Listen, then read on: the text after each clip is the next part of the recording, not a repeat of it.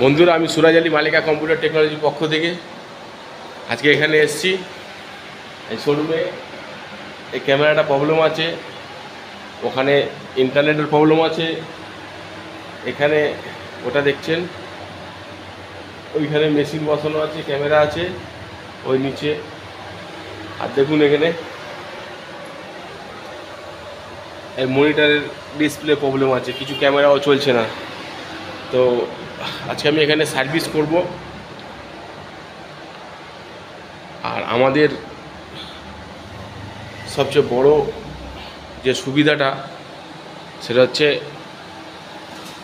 আপনারা 24x7 আমাদেরকে পাবেন। আমরা শান্তভাবে কাজ করি। আর